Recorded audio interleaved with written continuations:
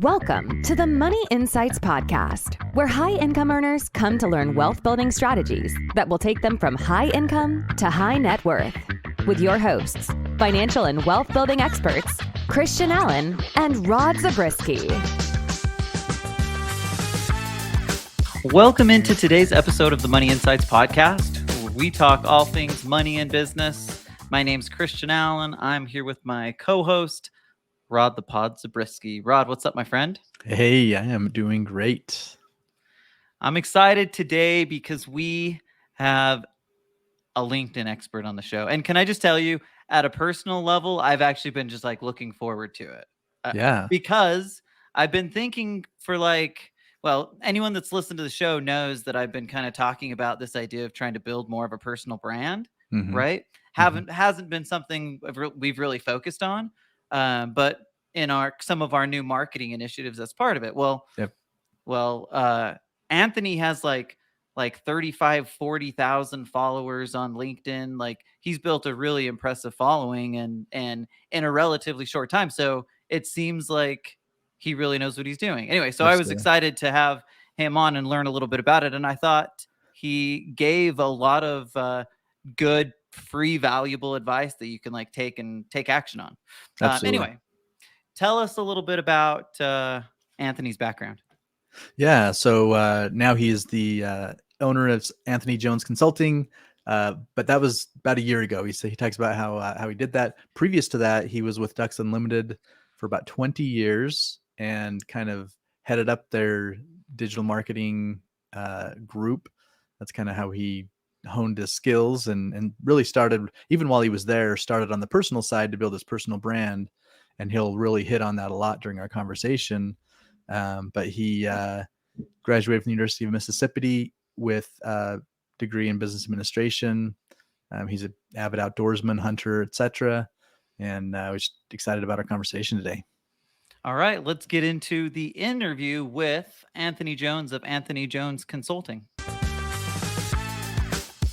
Okay, we are very excited to have with us Anthony Jones of Anthony Jones Consulting. Anthony is a LinkedIn expert, and we're excited to have him on to see if we can learn a few tricks and tips. Anthony, thanks for coming on, man. How are you? Hey, Christian. Hey, thanks a lot for having me on. Doing great. Yeah, it is our pleasure. I mentioned earlier, I've done some prep, and so I'm excited to dig into some of these questions a little bit deeper.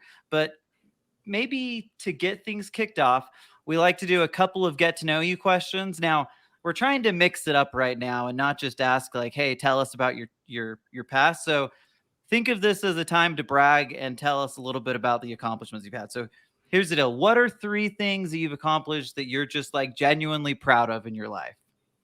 Well, number one, family. That's obvious, and I'm sure that's probably one of the most common answers, but that's certainly the best answer, right? Great family, wife, two kids, 15 and 10, that drive me crazy. But definitely top accomplishment there. Awesome. Also, really proud of the 20 years that I had the opportunity to work at Ducks Unlimited. The team that I built there, we raised over $40 million for our conservation mission through our digital channels. So that was obviously a huge. That's amazing. Huge accomplishment.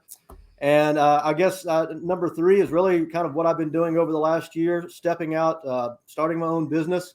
The absolute most terrifying, but also the most rewarding thing that I've done professionally.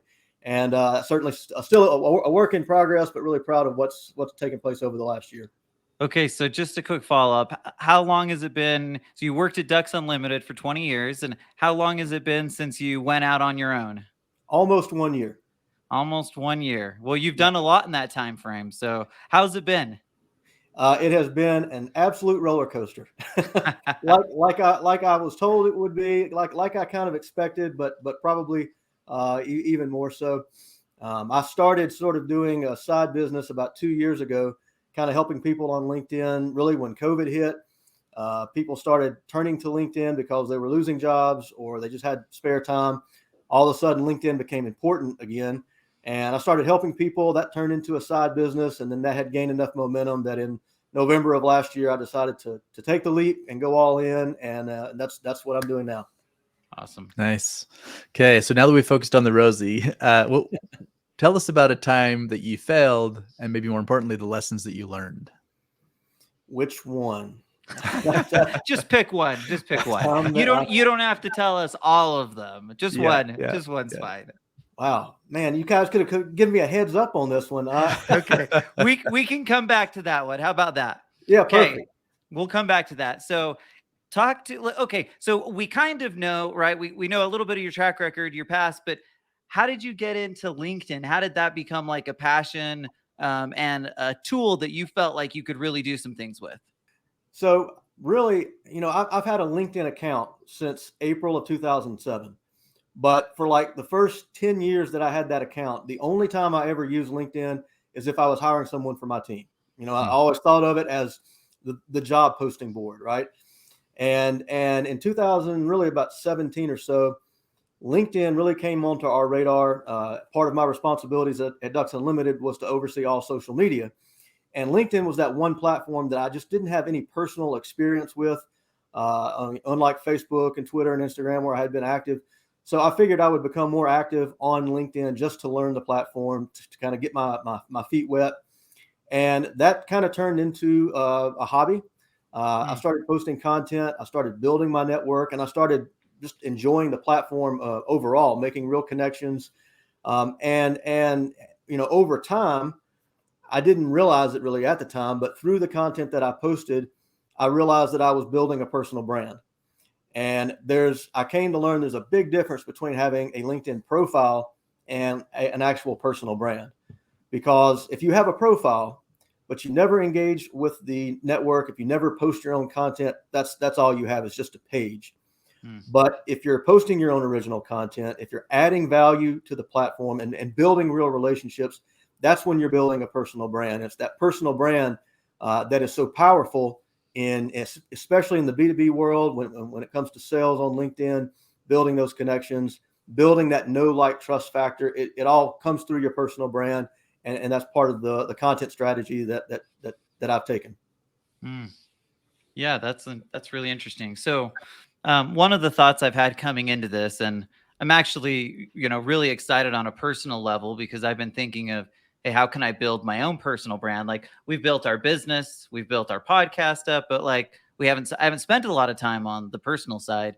But then there's just so many places that you could go to market. So talk maybe a little bit about why LinkedIn specifically, and if it's still, like, it's been around for a while, but is it still a great opportunity, and why do you think so? Yeah, LinkedIn is a gold mine of opportunity right now. And I like to refer to these as sort of the good old days of LinkedIn. And the reason is the platform continues to grow. It continues to evolve. It's moved beyond that job board that it was 10 years ago to a true social network. And the mistake that most people make is, one, they don't post content. Like less than 1% of people post content on LinkedIn. And two, they don't post content that shows who they are as a person. That shows their personality, because in the end, people connect with people. They don't connect with the corporate brands on the same human level that they do with other people. And the other reason that LinkedIn is such a gold mine right now is because the organic reach can be tremendous. Unlike Facebook, Twitter, Instagram, YouTube, where those platforms have become so oversaturated with content that unless you're paying for ads, your content's not being seen at any real level of scale. But you can still get that organic reach on LinkedIn and TikTok. Those are really the two channels today where that organic reach exists. So that's why I like to refer to these as the good old days of LinkedIn. Now is the time to build your personal brand and take advantage of that organic reach, because it won't be there forever. Yeah, awesome. Interesting. So what if for someone who is late to the LinkedIn party, where is a good place to start? Yeah, well, it all starts with optimizing your profile, right? And most people have a profile. Most profiles are just collecting dust on the internet, from my experience. I know that was the case for me. I created a profile in 2007. I don't think I touched it until probably 2016 or 2017. And I didn't know what to put. I put my job title, when I started, maybe a couple of accomplishments and that sort of thing. But you really need to optimize your profile based on what your particular goals are. So if you are a business owner, for example, you need to tailor your profile to your ideal customer. You want them to see themselves when they hit your profile, because when someone hits your profile, they have one thing in mind, and that is what's in it for them. Mm-hmm. So if you're a business owner, if you provide a service or product, like, show exactly what that value proposition is, identify the type of customers that you help and the solutions that you provide, really tailor it to those customers.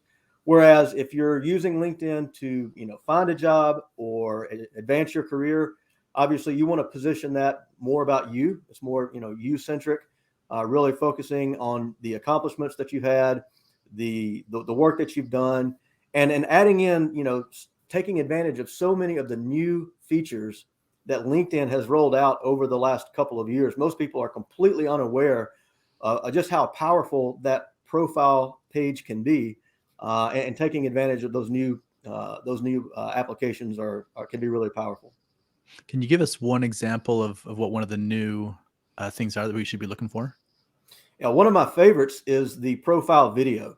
So everyone has a profile photo, but if you turn on creator mode, which is a fairly new feature on LinkedIn, you can actually record up to a 30-second video, so that when someone goes to your profile page, and now even within the newsfeed, that's cool, they'll see a little animated ring around your profile photo, and they click it, and it pops up with a 30-second video of you just introducing yourself, telling people who you are, what you do, how you can help them. And then I always recommend people, when they film that profile video, end it with a call to action. And that call to action could be something as simple as, follow me on LinkedIn, or, book a call, send me a text, whatever, but give them a call to action so they kind of know what to do next. And it's a great way to kind of make your profile come to life. It adds personality, obviously, through that video. And again, it makes you stand out, because most people are just not comfortable doing videos. They haven't taken that step. So it's a great way to kind of stand out from your competition on LinkedIn. Yeah, very interesting. So yeah, I actually did notice that when I was prepping. I noticed your video and watched it. I thought it was cool. I had no idea how or what you were doing to create it, but I just thought it was really cool. So that's super interesting.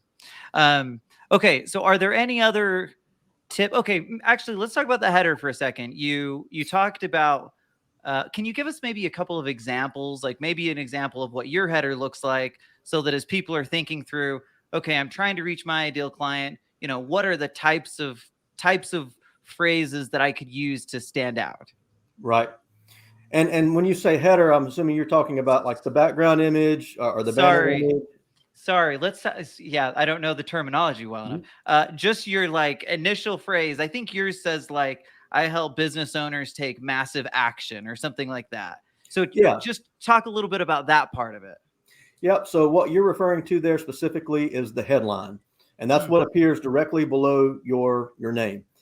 And in the past, people have treated this as a title. They put their name, and they put the company they work for and their title, and that was it. But especially if you are a business owner, like, I really encourage people, all of my clients I work with, I like to have them phrase their headline as their value proposition to their customer. And like you said, in mine, and I've rewritten mine probably 100 times this year, but basically, I help X accomplish Y by doing Z, or something like that. So your customer sees themselves in that headline. They see the service or the value that you have to offer. And then if you can end that again with a call to action, something as simple as dropping your website URL at the end, like I have in mine, that's certainly one option. But what's so powerful about that headline is it's like your business card on LinkedIn, because it follows you everywhere. So for example, if you look at, like, on the right-hand side of LinkedIn, you'll see people's names, like people you may know or recommended, and it's got their name and it's got their headline right below that. Same thing in the news feed. When you see a person's post, you see their name and then you see that headline. So it follows you everywhere you go on LinkedIn, and it's really important because it allows people to know exactly who you are, what service you provide, wherever you're showing up on the platform. Okay. And are there any other like general tips related to your LinkedIn profile that people should know? Just again, there's probably a bunch of them, but anything that comes to mind. Yeah. So, one, make sure you've got a banner image. A lot of people just have that blank, gray banner, or sometimes they'll just have a scenic shot, maybe of their hometown. But I always encourage people to use that real estate because that's kind of like your billboard above your business or your billboard to your personal brand. And you want to use that to, again, brand yourself, telling people, in a tagline or a short sentence, who you are and what you do. Also including a call to action on that banner. So if you look at mine right now, my call to action is to book a call at reachanthony.com. And it's just something that simple. Awesome. But you can go to canva.com and search for LinkedIn banner. And there are dozens and dozens of really well done templates that you can take, modify, and upload to your profile. So make sure you're taking advantage of that real estate. Another feature that a lot of people miss on LinkedIn is actually called the featured section. And it shows up about halfway down the page on your profile. And it allows you to pin or highlight certain posts that you've made. So, posts that have done really well. If you have an offer or something that's really time sensitive, you can pin that right there to your profile. But you can also add links to your website. You can add links to multimedia, add photos right there. There's a lot of great content that you can highlight front and center by using that featured section. And again, so many people just they don't know that even exists. It's also a great place if you have a lead magnet, for example, to highlight that lead magnet where someone can get that freebie, get onto your email list. I've had a lot of success with that with my business over the last year. So yeah, definitely take advantage of the featured section. And I could go on and on. Very cool. Those are great. These are great. Yeah. Awesome. Yeah. So that's really helpful on the profile. And a little earlier you talked about the content, right? That becomes your way to kind of create a personal brand. So maybe you could dive in a little deeper on that one and give us some thoughts and kind of what works. What's the right way for people to approach that? Yep. And, like I said earlier, most people don't post content because they don't know what to post. Like that's the biggest concern or question that I get. I don't know what to post. And most people overthink it. They feel like the only thing they can post, that everything should be completely professional and 100% career related.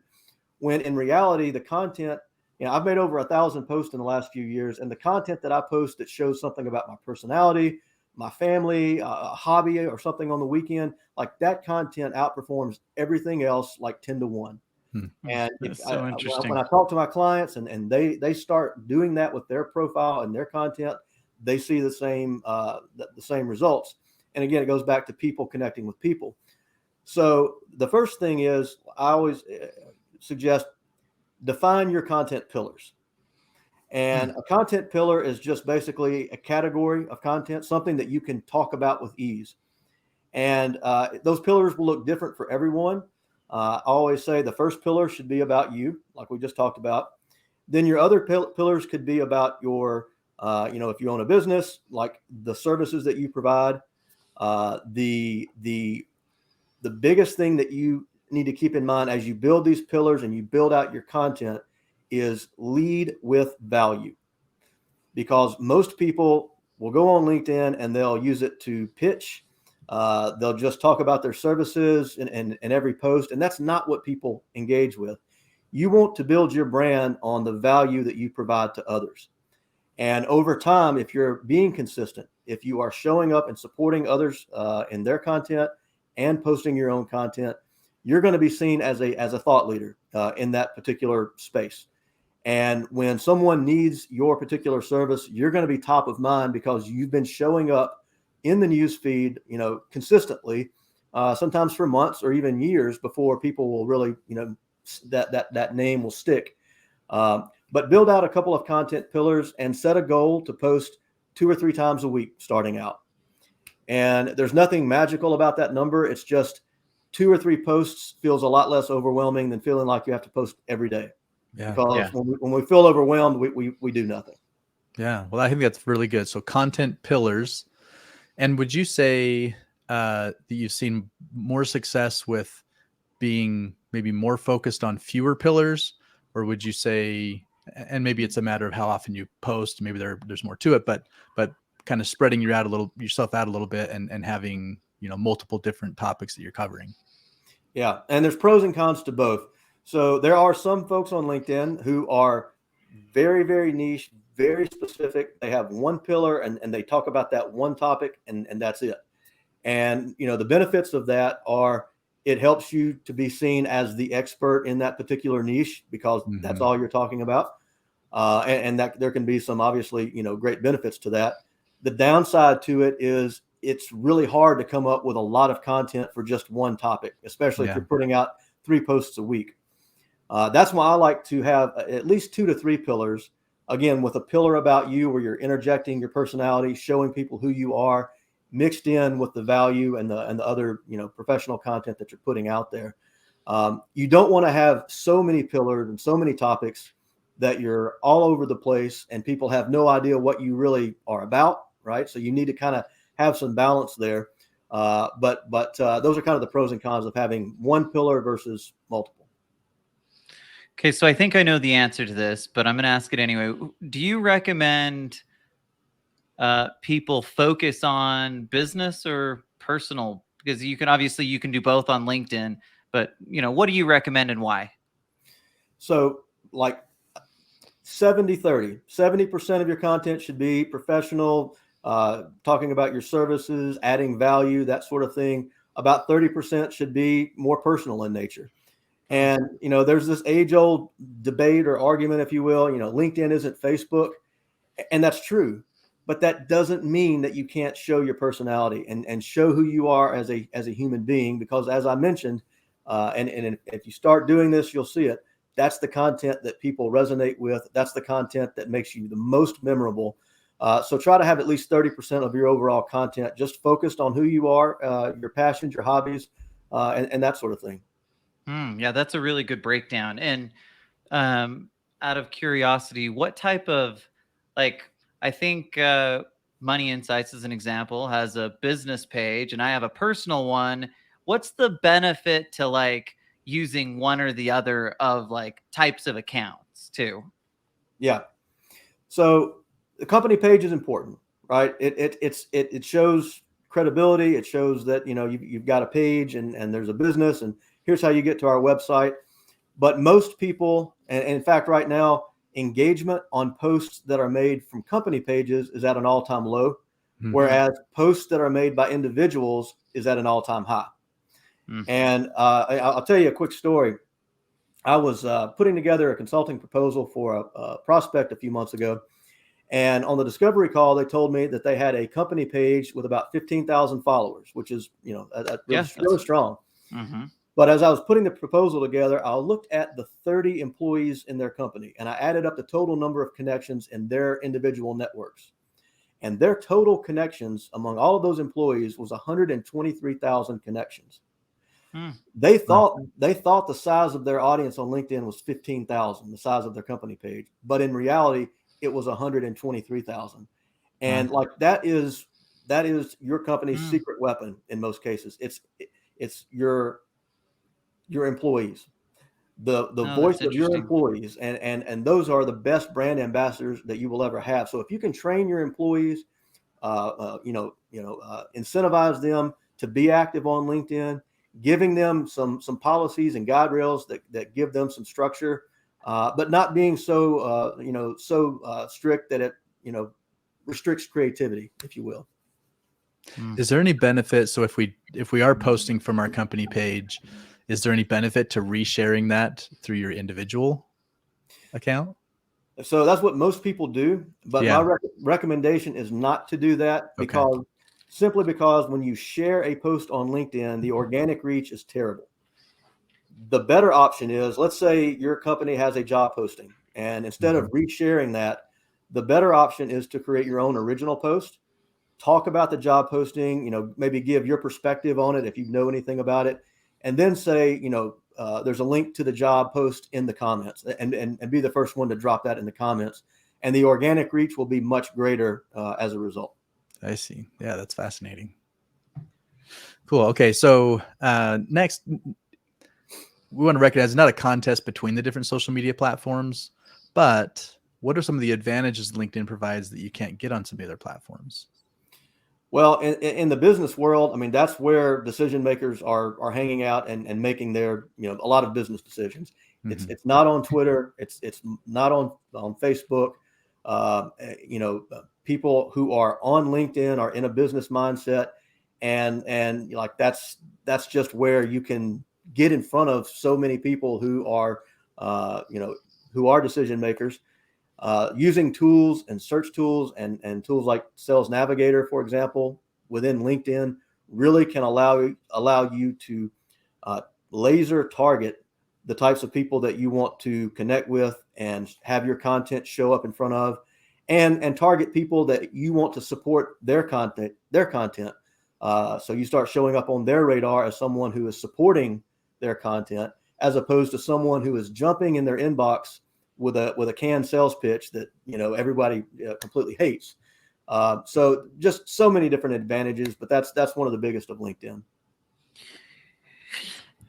Anthony, can you talk a little bit about sales on LinkedIn, the sales process? So there's a lot of different strategies that you see people use in terms of, how to actually move from a connection to like an opportunity to a sale.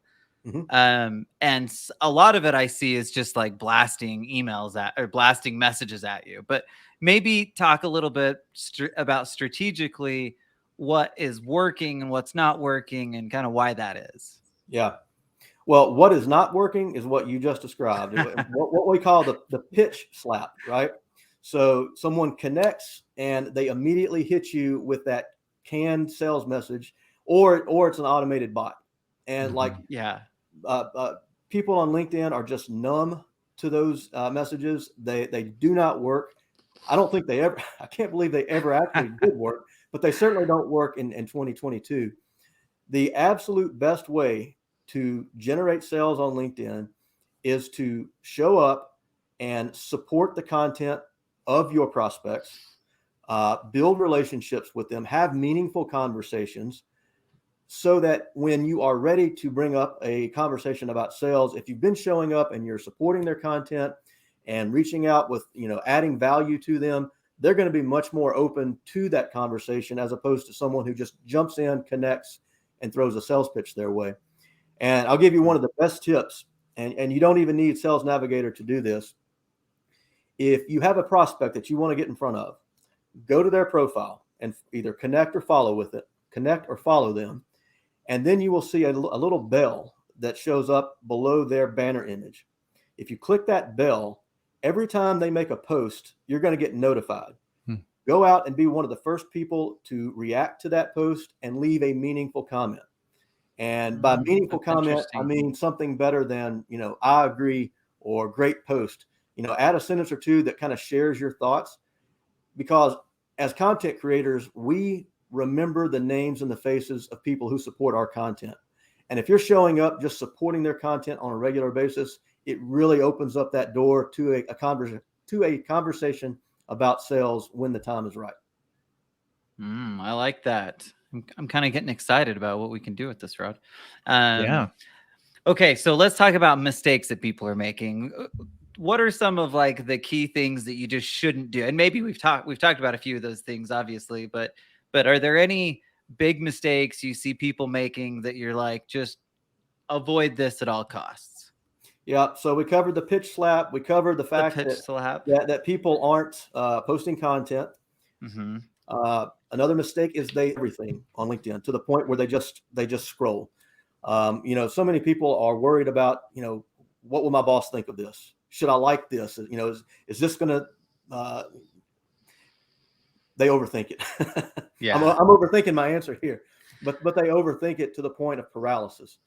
So obviously, it takes time to get comfortable on the platform. And the best way to do that and get started, even if you don't know what to post yourself, is to go out and every day leave 5 to 10 comments on other people's posts, because it's just a great way to start showing up again as someone who's supporting the larger conversation on LinkedIn. And as you do that, you're going to see the number of views to your profile start to increase. You're also going to start getting inbound connection requests, because people are seeing you as someone who knows what they're talking about in that particular space, and they're going to want to connect as a result. So it's a great way to build your reputation, but also grow your network on LinkedIn.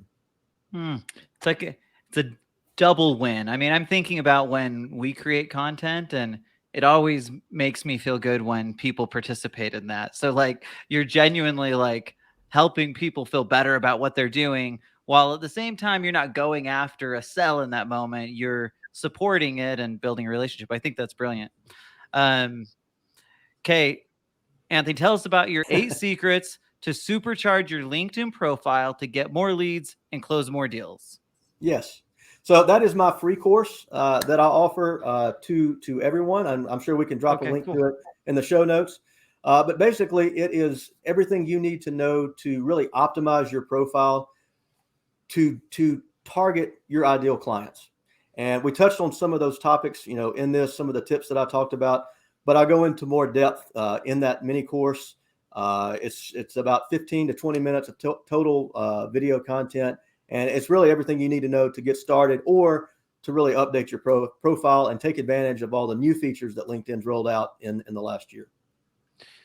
Anthony, what does it look like for people who potentially want to work with you? You give out a lot of free content, and I've listened to a lot of it, like so many valuable tips and ideas and things to think about. But let's say people want to get in at another level. What does it look like to work with you? Yeah, so there's several different options.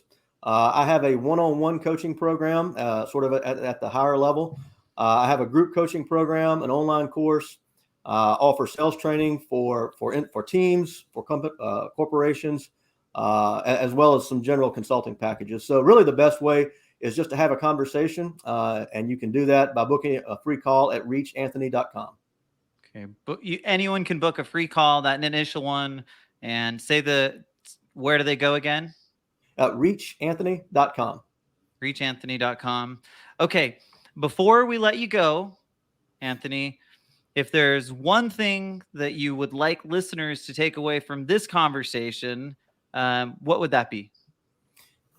Take advantage of the good old days of LinkedIn, really, and start posting your start posting your own original content.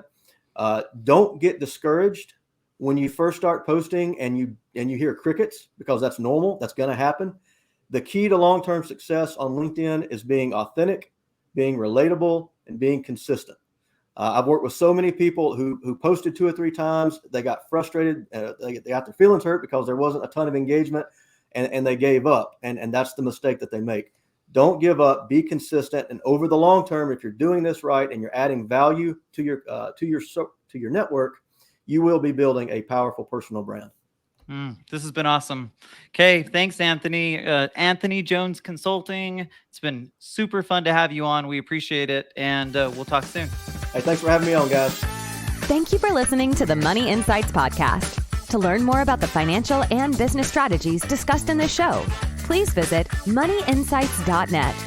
The views and opinions expressed on the Money Insights podcast are not intended to be individual financial, tax, or legal advice. Always consult with the appropriate advisor before making financial decisions. And if you're enjoying the show, please feel free to rate, subscribe, and leave a review wherever you listen to your podcasts. This will help others find the show and learn wealth building strategies for themselves. Thanks again for tuning in, and we'll catch you in the next episode.